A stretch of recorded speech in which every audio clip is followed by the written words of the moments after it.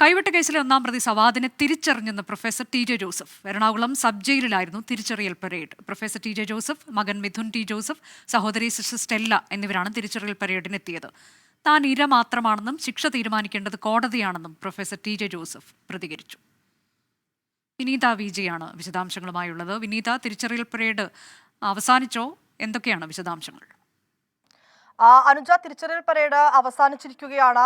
കോടതിയുടെ നിർദ്ദേശപ്രകാരം കോടതി നിയോഗിച്ച മജിസ്ട്രേറ്റിന്റെ നേതൃത്വത്തിലായിരുന്നു നടപടിക്രമങ്ങൾ ഉണ്ടായിരുന്നത്. ഉച്ചയോടുകൂടിയാണ് തിരിച്ചറിയൽ പരേഡ് ആരംഭിച്ചത്. അതിപ്പോൾ പൂർത്തിയായിട്ടുണ്ട്.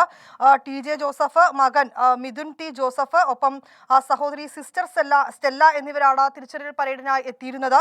ഇവരെ ഈ പ്രതിയെ ടി ജെ ജോസഫ് തിരിച്ചറിഞ്ഞിട്ടുണ്ട്. താൻ ഇര മാത്രമാണെന്നും ശിക്ഷ വിധിക്കേണ്ടത് കോടതിയാണെന്നുമാണ് അദ്ദേഹത്തിന്റെ ഒരു പ്രതികരണം വന്നിട്ടുണ്ടായിരുന്നത്. ഒപ്പം തന്നെ പൗരൻ എന്ന നിലയിലുള്ള തന്റെ കടമ നിർവഹിച്ചിട്ടുണ്ട് എന്നും അദ്ദേഹം പ്രതികരിച്ചിരിക്കുകയാണ്. വിചാരണ വേളയിൽ കോടതിയിൽ സാക്ഷിമൊഴി നൽകിയാൽ തന്റെ ഉത്തരവാദിത്തം കഴിഞ്ഞുവെന്നും അദ്ദേഹം പ്രതികരിച്ചിട്ടുണ്ട്. ഇപ്പോൾ നടപടിക്രമങ്ങളൊക്കെ തന്നെ പൂർത്തിയായിരിക്കുകയാണ്. ഇനിയിപ്പോൾ എന്താണ് അടുത്ത നടപടിക്രമം വിനീത ഈ വിഷയത്തിൽ നടക്കാനുള്ളത്?